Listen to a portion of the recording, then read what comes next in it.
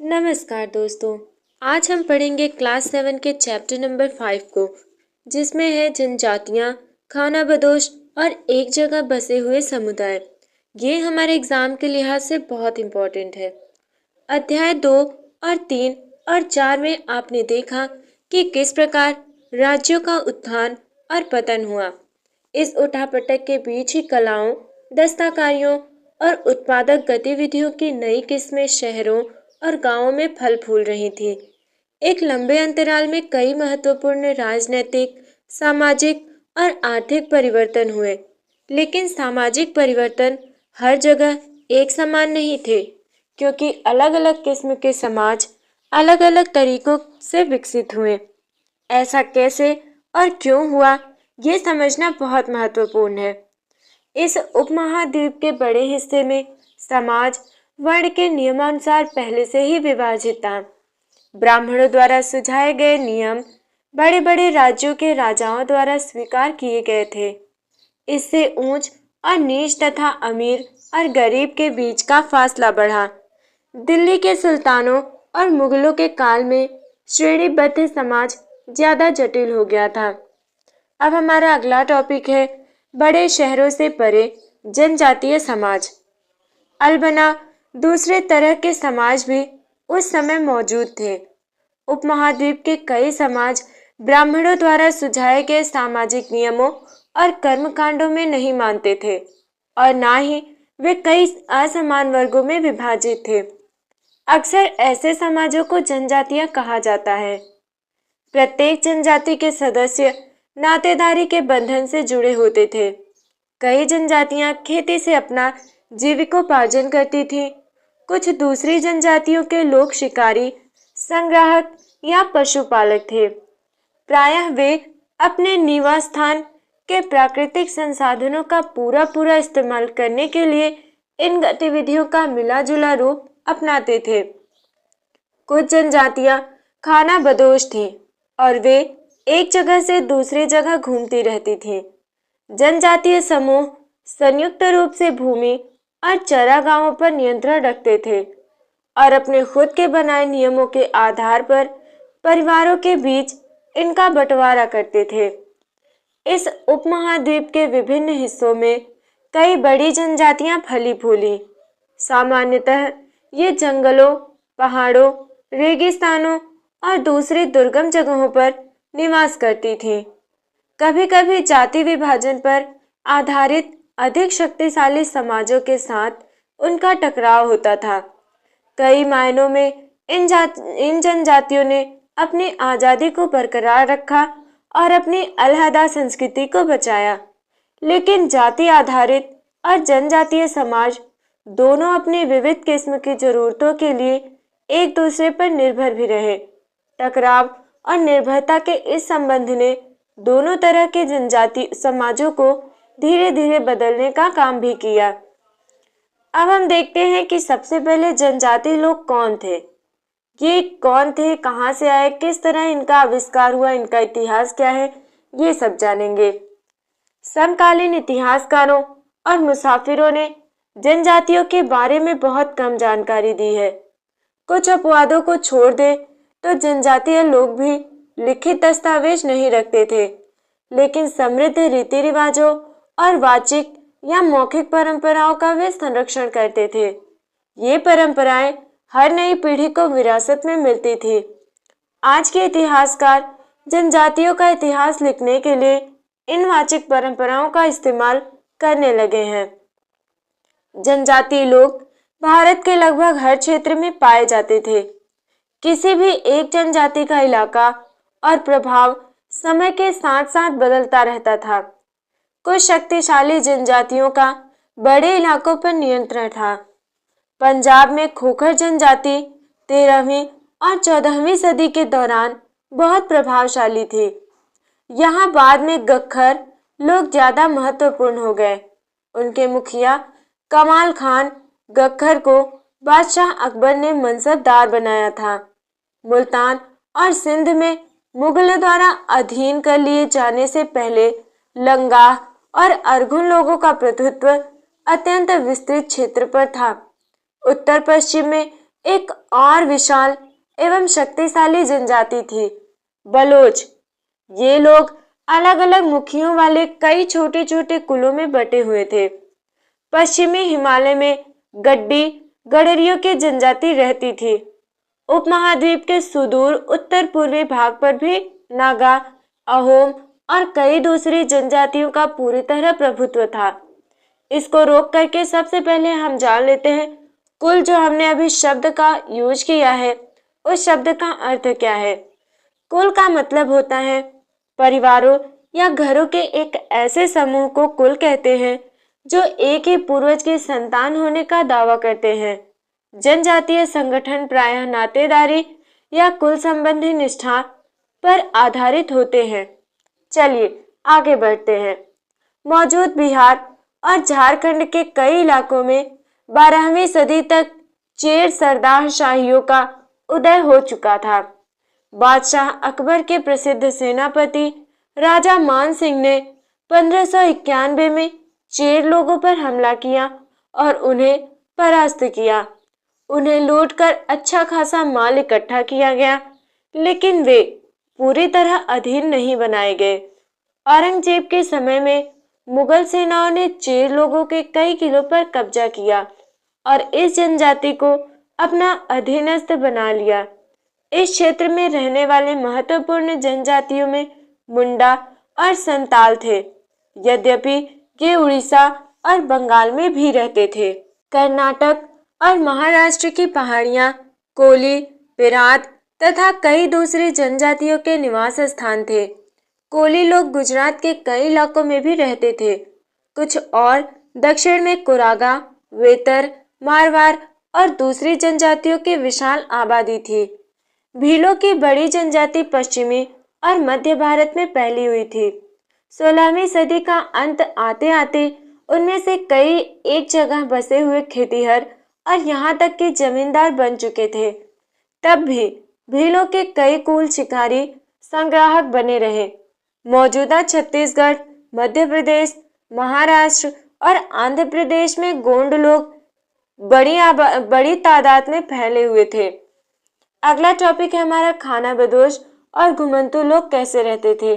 दोस्तों, हम कई जगहों पर पढ़ने में थोड़ा प्रॉब्लम्स हो रही हैं। आप लोग उसको मैनेज कर लीजिएगा और कमेंट में करिएगा, बताइएगा आपको ये कैसा लग रहा है।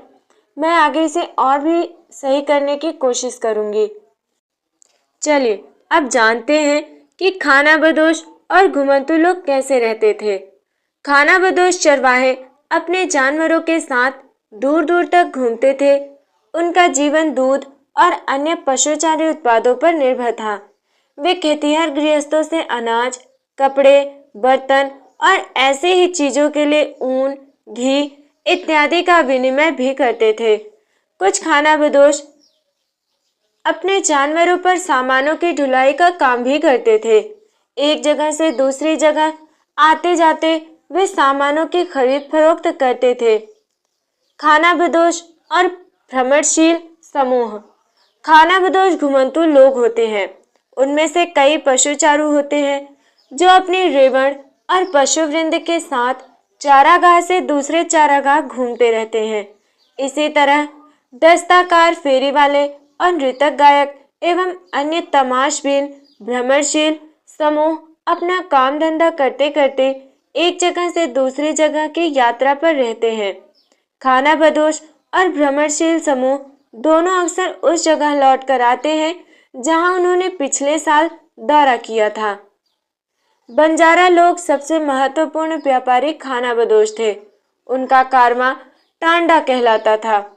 सुल्तान अलाउद्दीन खलजी, जिनको हमने अध्याय 3 में पढ़ा था, बंजारों का ही इस्तेमाल नगर के बाजारों तक अनाज की ढुलाई के लिए करते थे। बादशाह जहांगीर ने अपने संस्मरण में लिखा है कि बंजारे विभिन्न इलाकों से अपने बैलों पर अनाज ले जाकर शहरों में बेचते थे। सैन्य अभियानों के दौरान वे मुगल सेना के लिए खाद्यान्नों की ढुलाई का काम करते थे। किसी भी विशाल सेना के लिए 1 लाख बैल अनाज ढोते होंगे। बंजारे 17वीं सदी के आरंभ में भारत आने वाले एक अंग्रेज व्यापारी पीटर मुंडी ने बंजारों का वर्णन किया। सुबह हमारी मुलाकात बंजारों की एक टांडा से हुई, जिसमें 14,000 बैल थे। सारे पशु गेहूं और चावल जैसे अनाजों से लदे हुए थे। ये बंजारे लोग अपनी पूरी घर गृहस्थी, बीवी और बच्चे अपने साथ लेकर चलते हैं। एक टांडा में कई परिवार होते हैं। उनका जीने का तरीका उन भारवाहकों से मिलता जुलता है जो लगातार एक जगह से दूसरी जगह जाते रहते हैं। गाय बैल उनके अपने होते हैं। कई बार वे सौदागरों के द्वारा भाड़े पर नियुक्त किए जाते हैं, लेकिन ज्यादातर वे खुद सौदागर होते हैं। अनाज जहां सस्ता उपलब्ध है वहां से खरीदते हैं और उस जगह ले जाते हैं जहां वह महंगा है। वहां से वे फिर ऐसी चीजें लाद लेते हैं जो किसी और जगह मुनाफे के साथ बेची जा सकती हैं। टांडा में 6 से 700 तक लोग हो सकते हैं। वे एक दिन में 6 या 7 मील से ज्यादा सफर नहीं करते। यहाँ तक कि ठंडे मौसम भी। अपने गाय बैलों पर से सामान उतारने के बाद वे उन्हें चरने के लिए खुला छोड़ देते हैं, क्योंकि यहाँ जमीन पर्याप्त है और उन्हें रोकने वाला कोई नहीं। चलिए आगे चलते हैं। कई पशुचारी जनजातियां मवेशी और घोड़ों जैसे जानवरों को पालने पोसने और संपन्न लोगों के साथ उन्हें बेचने का काम करती थी। छोटे मोटे फेरी वालों की विभिन्न जातियां भी एक गांव से दूसरे गांव भ्रमण करती थी। ये लोग रस्सी, सरकंडे की चीजें, फूस की चटाई और मोटे बोरे जैसे माल बनाते और बेचते थे। कभी कभी भिक्षुक लोग भी घुमंतू सौदागारों का काम करते थे। नर्तकों, गायकों और अन्य तमाशबीनों की भी जातियां थी जो विभिन्न नगरों और गांवों में कमाई के लिए अपनी कला का प्रदर्शन करती थी। अब हम आगे देखेंगे बदलता समाज, नई जातियां और श्रेणियां। जैसे जैसे अर्थव्यवस्था और समाज की जरूरतें बढ़ती गई, नए हुनर वाले लोगों की आवश्यकता बढ़ी। वर्णों के भीतर छोटी छोटी जातियां उभरने लगी। उदाहरण के लिए ब्राह्मणों के बीच नई जातियां सामने आई। दूसरी ओर कई जनजातियों और सामाजिक समूहों को जाति विभाजित समाज में शामिल कर लिया गया और उन्हें जातियों का दर्जा दे दिया गया। विशेषज्ञता प्राप्त शिल्पियों, सुनार, लोहार, बढ़ई और राजमिस्त्री को भी ब्राह्मणों द्वारा जातियों के रूप में मान्यता दे दी गई। वर्ण की बजाय जाति समाज के संगठन का आधार बनी। जाति पर विचार विमर्श। वर्तमान तमिलनाडु के तिरुचिरापल्ली तालुक में स्थित उय्याकोंडन उदयनार के 12वीं शताब्दी के अभिलेख में ब्राह्मणों की एक सभा, जो कि हमने अध्याय 2 में पढ़ी थी, के विचार विमर्श का वर्णन मिलता है। वे रथकारों अर्थात शाब्दिक अर्थ रथ बनाने वाले लोग की सामाजिक स्थिति पर विचार विमर्श कर रहे थे। उन्होंने इस जाति के कामकाज तय किए जिनमें वास्तुकला, रथों और गाड़ियों का निर्माण, मंदिर द्वारा बनाना, मूर्तियां स्थापित करना, बलि के लिए लकड़ियों से बने साज सामान तैयार करना, मंडप बनाना और राजा के लिए जेवर बनाना शामिल थे। 11वीं और 12वीं सदी तक आते आते क्षेत्रियों के बीच नए राजपूत गोत्रों की ताकत में काफी इजाफा हुआ। वे हूण, चंदेल, चालुक्य और कुछ दूसरी वंश परंपराओं से आते थे। इनमें से कुछ पहले जनजातियों में आते थे और बाद में कई कुल राजपूत मान लिए गए। धीरे धीरे उन्होंने पुराने शासकों की जगह ले ली। विशेषतः कृषि वाले क्षेत्रों में यहाँ कई तरह के लिए परिवर्तन हो रहे थे और शासकों ने शक्तिशाली राज्यों के निर्माण में अपनी संपदा का इस्तेमाल किया। शासकों के रूप में राजपूत गोत्रों के उदय के उदाहरण का जनजातीय लोगों ने अनुसरण किया। धीरे धीरे ब्राह्मणों के समर्थनों से कई जनजातियां जाति व्यवस्था का हिस्सा बन गईं, लेकिन केवल प्रमुख जनजातीय परिवार ही शासक वर्ग में शामिल हो पाए। उनकी बहुसंख्यक आबादी समाज की छोटी जातियों में ही जगह बना पाई। दूसरी तरफ पंजाब, सिंध और उत्तर पश्चिमी सरहद की प्रभुत्वशाली जनजातियों ने काफी पहले इस्लाम को अपना बना लिया था। वे जाति व्यवस्था को नकारते रहे। सनातनी हिंदू धर्म के द्वारा प्रस्तावित गैर बराबरी वाली सामाजिक व्यवस्था इन इलाकों में बड़े पैमाने पर स्वीकार नहीं की गई। राज्यों की उत्पत्ति जनजातीय लोगों के बीच हुई सामाजिक बदलाव से गहराई से संबंधित है। हमारे इतिहास के इस महत्वपूर्ण हिस्से के दो उदाहरण नीचे उल्लिखित हैं। चलिए नजदीक से एक नजर। स्थानीय कृषि क्या है, पहले ये जान लेते हैं। स्थानांतरीय कृषि किसी वन प्रांत के पेड़ों और झाड़ियों को पहले काटा और जलाया जाता है, उसकी राख में ही फसल बो दी जाती है। जब ये जमीन अपनी उर्वरता खो देती है तब जमीन का दूसरा टुकड़ा साफ किया जाता है और इसी तरह से फसल उगाई जाती है। इसे कहते हैं स्थानांतरीय कृषि। चलिए आगे बढ़ते हैं। नजदीक से एक नजर। गोंड। गोंड लोग गोंडवाना नामक विशाल वन प्रदेश में रहते थे। वे स्थानांतरीय कृषि अर्थात जगह बदल बदल कर खेती करते थे। विशाल गोंड जनजाति कई छोटे छोटे कुलों में भी बटी हुई थी। प्रत्येक कुल का अपना राजा या राय होता था। जिस समय दिल्ली के सुल्तानों की ताकत घट रही थी, उसी समय कुछ बड़े गोंड राज्य छोटे गोंड सरदारों पर हावी होने लगे थे। अकबर के शासनकाल के एक इतिहास अकबरनामा में उल्लिखित है कि गढ़कटंगा के गोंड राज्य में 70,000 गांव थे। इन राज्यों की प्रशासनिक व्यवस्था केंद्रीकृत हो रही थी। राज्य गढ़ों में विभाजित थे। हर गढ़ किसी खास गोंड कुल के नियंत्रण में था। ये पुनः 84 गांवों की इकाइयों में विभाजित होते थे, जिन्हें 84 कहा जाता था। 84 का उपविभाजन बरहोतों में होता था, जो 12-12 गांवों को मिलाकर बनते थे। बड़े राज्यों के उदय ने गोंड समाज के चरित्र को बदल डाला। उनका मूलतः बराबरी वाला समाज धीरे धीरे असमान सामाजिक वर्गों में विभाजित हो गया।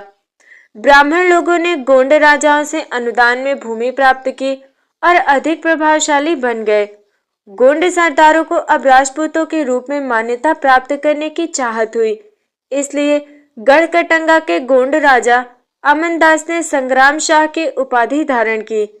उसके पुत्र दलपत ने महोबा के चंदेल राजपूत राजा सालबाहन की पुत्री राजकुमारी दुर्गावती से विवाह किया। दलपत की मृत्यु कम उम्र में ही हो गई। रानी दुर्गावती बहुत योग्य थी और उसने अपने 5 साल के पुत्र वीर नारायण के नाम पर शासन की कमान संभाली। उसके समय में राज्य का और अधिक विस्तार हुआ। 1565 में आसिफ खान के नेतृत्व में मुगल सेनाओं ने गढ़कटंगा पर हमला किया। रानी दुर्गावती ने इसका जमकर सामना किया। उसकी हार हुई और उसने समर्पण करने की बजाय मर जाना बेहतर समझा। उसका पुत्र भी तुरंत बाद लड़ता हुआ मारा गया। गढ़कटंगा एक समृद्ध राज्य था। इसने हाथियों को पकड़ने और दूसरे राज्यों में उनका निर्यात करने के व्यापार में खासा धन कमाया। जब मुगलों ने गोंडों को हराया तो उन्होंने लूट में बेशकीमती सिक्के और हाथी बहुतायत में हथिया लिए। उन्होंने राज्य का एक भाग अपने कब्जे में ले लिया और शेष वीर नारायण के चाचा चंदर शाह को दे दिया।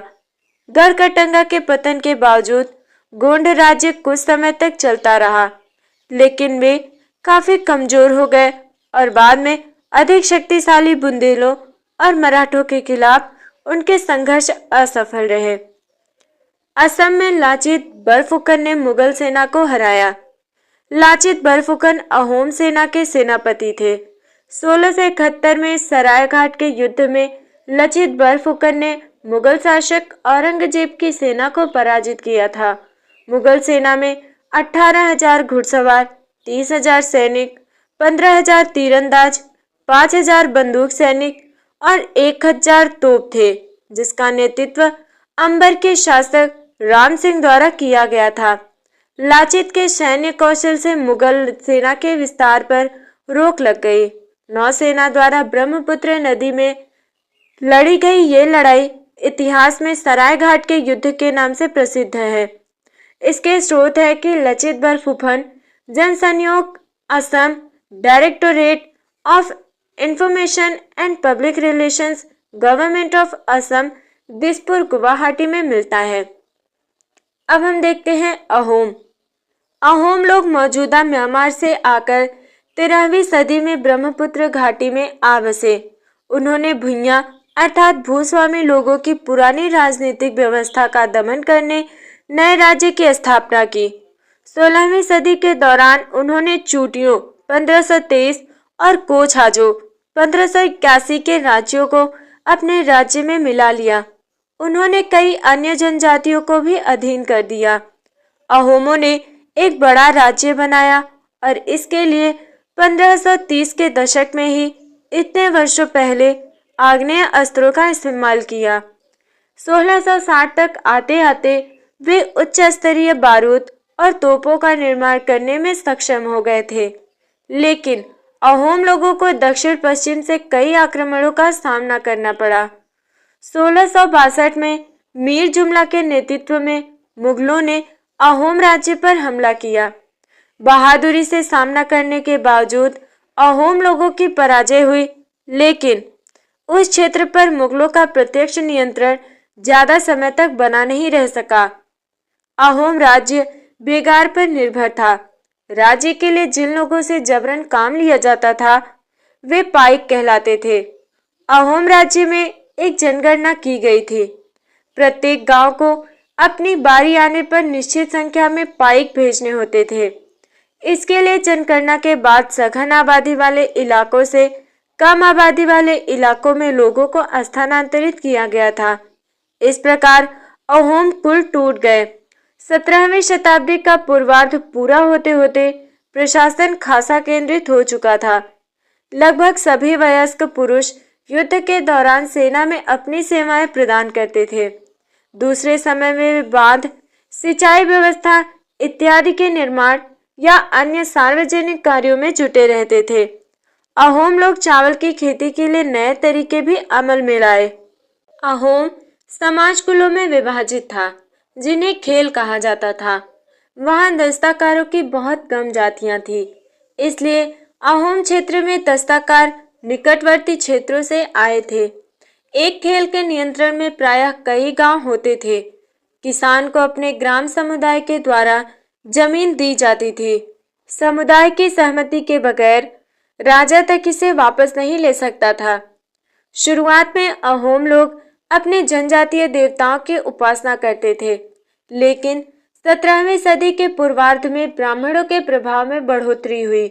मंदिरों और ब्राह्मणों को राजा के द्वारा भूमि अनुदान में दी गई। शिव सिंह, जो कि 1714 से 1744 में थे, के काल में हिंदू धर्म वहां का प्रधान धर्म बन गया था। लेकिन अहोम राजाओं ने हिंदू धर्म को अपनाने के बाद अपनी पारंपरिक आस्थाओं को पूरी तरह से नहीं छोड़ा था। अहोम समाज एक अत्यंत परिष्कृत समाज था। कवियों और विद्वानों को अनुदान में जमीन दी जाती थी। नाट्य कर्म को प्रोत्साहन दिया जाता था। संस्कृत की महत्वपूर्ण कृतियों का स्थानीय भाषा में अनुवाद किया गया था। बुरंजी नामक ऐतिहासिक कृतियों को पहले अहोम भाषा में और फिर असमिया में लिखा गया था।